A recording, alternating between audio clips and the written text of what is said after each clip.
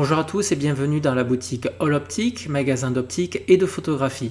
Aujourd'hui, présentation de la jumelle Oros 10 par 25.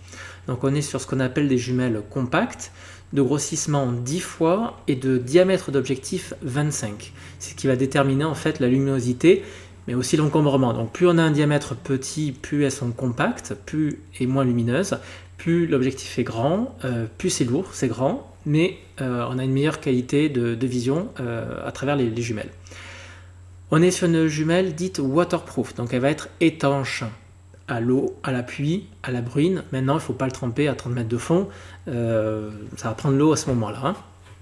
Au niveau utilisation, elle est très simple d'utilisation.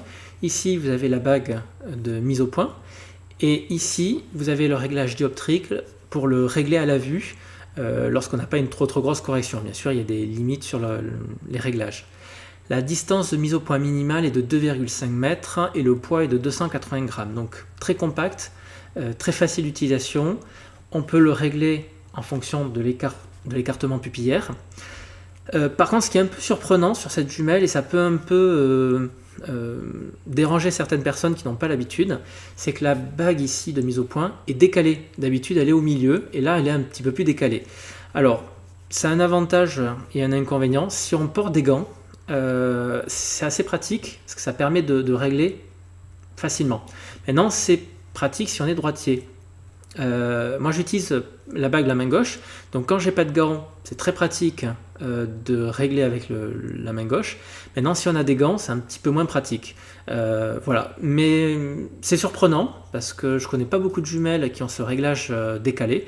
Je ne sais pas trop la raison. Je pense que c'était surtout le but de pouvoir diminuer l'écartement pupillaire au maximum, puisque là je vois qu'elle est décalée, donc je pense que c'est vraiment l'intérêt est là, de pouvoir diminuer au maximum l'écartement pupillaire, ce qu'on n'a pas avec d'autres jumelles.